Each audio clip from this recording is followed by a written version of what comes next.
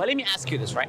Because this idea of the Trinity and this idea of Jesus being God, where is it in the Bible? Where does it come from? Consider this. If you read Ecclesiastes, if you read the Psalms, Proverbs, the mention of wisdom and how it's a being, it's a thing, it's a person. Okay. The wisdom of God is personified. Okay. It's a thing. And so perhaps the Holy Spirit, Yeshua, these are facets of who Yahweh is, of who Adonai is. But it's part of who he is. You know, he's not us. He's way more multi-dimensional being. I agree with you. He created everything. Absolutely. He's beyond what we can even comprehend in terms of. So I agree with you completely. There's 2 points there, right? First point I would say is that the Psalms are very metaphorical, not literal, right? And there are many, like for example, some of the verses in the Psalms talks about the earth having 4 corners and being flat and all, right? And then Christians will all say this is metaphorical, right? Not all. There's, of course, there's debates on those things, but sure, some people. No, but you even the flat earthers would not say it has four pillars and 4 corners, right? Right? Yeah. Even they wouldn't agree with that, right? So I'm saying that there are things there that people have to say it's metaphorical, right? So I would say the reference to wisdom there, I would personally say it's metaphorical. But there is the second point I want to make is this: in order, I completely agree with you. God is beyond human comprehension in essence. We can't completely understand God, right? In his essence. But my claim is first, where did he claim he's a Trinity? If he did claim, then I say, okay, it makes sense. God, he said he's a Trinity. We cannot fully understand it. But he has to first make a claim that he is a Trinity. Do you understand what I'm saying? Claim in black and white, but when he makes, we can look at the verses. Give me like what you think. My Bible tell me. He says, let us make man in our image. Yes, that's Genesis 1:21. I believe. Yes. Yeah, 1:21. It's a plural thing. Can I tell you why that was? Yeah, but that wouldn't lead to I'm not saying it's a clear laying out of this. I'll explain the idea of that. I'll explain more than one. Yeah, it's okay. Yeah. I actually carry my Bible everywhere. No, it's okay. You can tell me the verses. I'll probably get the verses. No problem. Don't worry. Yeah. So Genesis 1:21. You want to say something? I was just going to say, I don't know if it's right, but God says, Jesus says God sent me, right? Yes, he does. He does in John 17:3, for example. There are many verses. Yes. And then when he's dying or going, does he say, I will leave you the Holy Spirit? He says he's forsaking God, forsaking him. No. He's saying after when he leaves, he says, it is good that I leave, because then I will provide somebody better. I'll send someone else. Yeah, John 14 and 16. John. He doesn't say the Holy Spirit. I'll come to that. No, he says yes. He says the Paracletus in Hebrew, in Greek, which means the helper or the comforter. By the way, I'll tell you why I don't. I'm making a very point that this is not the Holy Spirit. I'll tell you why. I'm making a claim it's not the Holy Spirit. I'll tell you why. But before that, coming back to the verse, before we come to this topic, I wanted to say something else before coming to that. It was a point that I was making before that. Yeah, God himself claiming that he is a Trinity, or not claiming that he's a Trinity. That he's an us. Yeah, he's an us. Yes, you quoted Genesis. We'll deal Genesis and then we'll come to the second point, right? So Genesis' point. Hebrew has something called majestic plural. Even English has it. Something in English called the royal we. So the queen speaks in plural, but the queen is one person. So it's a majestic way of speaking. This exists in the Semitic languages like Hebrew, Aramaic, and Arabic. And in Arabic, the Quran uses the term us, like we created the heavens. But no Muslim on earth believes that God is persons or more than one. He's just one. So this is a linguistic way, but it does not entail more than one. Why? Because Deuteronomy 6:4 says, Shema Israel Adonai Elohim Adonai Echad. Hear, O Israel, our Lord God is one God. Right? And if you look at Genesis, the beginning of Genesis, it says Bereshit bara Elohim Hashamayim v'Ta'aretz ha'aretz, which means Bereshit in the beginning, bara Elohim. Elohim is actually can be plural or singular, but the verb bara shows that it's singular. So this is a linguistic thing, right? So Genesis 1:21 or Genesis 1, none of these verses show more than one. They all show one. That's why no Jewish person believes that God is more than one. None of them believe in plurality. They all believe God is just one entity, right? Now the second thing about the Paracletus, the helper, in John 16 and 14 is mentioned in 2 places, right? Why am I saying John 16 the Paracletus there is not the Holy Spirit? Because there's claims there.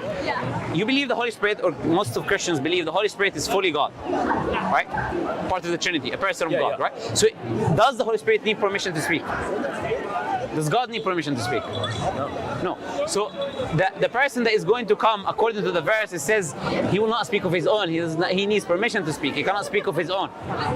That's the first thing. Yeah. Permission. So it says, he will not speak of his own. He shall glorify me. Go to John chapter 16, verse 7, I believe. 7 and goes onwards. Let's read it in John 16. Because it's interesting. There's 2 points there. Yeah, I'm recalling it. Do you study the Bible like continuously? Or you just learn it? I focus more on the Quran. Yes, but it is in fact better for you. But I do study the Bible as well. But I focus on the Quran. Yeah.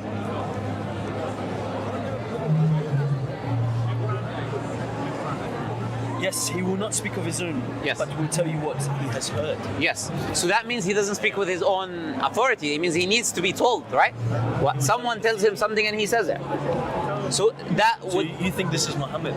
I'll tell you why. I'll come. It's good you caught it already, but I'll tell you why. First, it uses the word he so much there, 7 or 8 times. He will, he.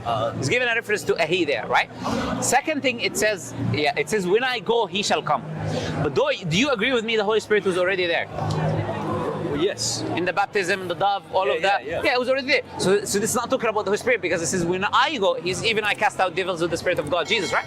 The Spirit was always with Jesus, right? So Jesus is not talking about the Spirit, because he said, when I go, it will come. He will come, actually, yeah?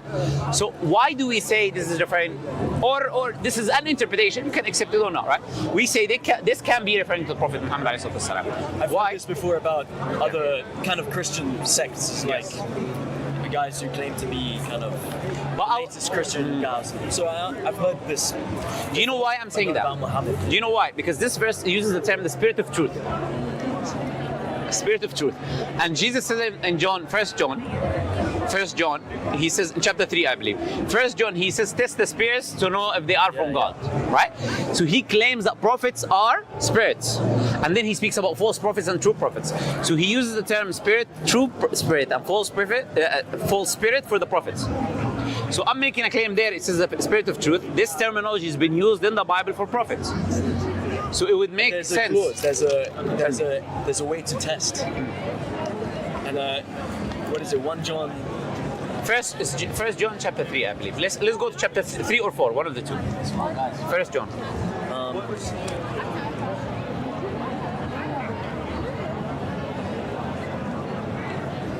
It's 4. It's in the beginning. If it's not this one, then go to 4. 1 John 4. Yes, yeah. Yeah, 4, yeah. But this is how you know it, yeah. Yeah, there you go. Acknowledge if Jesus Christ came in the flesh. Yes. And that person has the Spirit of God, yeah. So Prophet Muhammad does acknowledge Jesus came. Yeah, I guess right? that's true, yeah. So he fits the criteria like a glove, I would say, right? So we say that there is a very good indication for anyone who's looking for, does the Bible talk about Prophet Muhammad or not? Because the people, when they came to John the Baptist, in John chapter 1 verse 21, they said to him, are you the Messiah? Yes. So they asked about 3 people. They said, are you the Messiah? He said, no. He said, are you Elijah, the different names, right? Yeah. Or he said, are you that prophet? So they were looking for 3 people. The Messiah, who was Jesus. Elias, who was John the Baptist, according to a lot of Christians. And they were looking for that prophet. Which prophet is that? That's prophet. That's the question we're saying, right? So Muslims say, look, they were waiting for a prophet. Yes, Messiah, Elijah. Yeah, Messiah, Elijah, and a prophet. So 3 people they're asking for, right? Because they asked 3 separate questions, right? Some people say, oh, but the Messiah was a prophet. He would not have asked 3 separate questions there. They would just say the Messiah or the Elijah. He would not add the prophet. You get the point? So they were looking for 3 different. They were looking for a prophet, Jesus, and John the Baptist, right? Could it have been Moses and a reluctance to say, by someone to come. By someone to come in the future. Moses already came. But when they say of Jesus is this Elijah, they say of him also when he's. What do you mean? Even Moses himself said there will be a prophet that will come that is like unto him in Deuteronomy chapter 18 verse 18. So Moses doesn't help here. He's even given more. He's even talking about another prophet. By the way, if you read the commentaries, the Christian commentaries, they will say the prophet they're referring to here is the prophet of 1818. This is what they say. Because Moses said there will come a prophet like unto me. And that was not Jesus, because Jesus was not like Moses. right? He did not fight wars, he did not get married, he did not migrate. This all the things that Prophet Muhammad did, right? He was not a leader over his people. All of these things that Prophet Muhammad did, that makes Prophet Muhammad exactly like Moses, right? So you see there is a very solid case there for the Prophet Muhammad being mentioned in the Bible, right? Being indicated that he is going to come, right? But coming back to our main point, right, which is our main difference, which is the idea of Jesus being God. I say if you sincerely read the Bible without any biases, you will come to the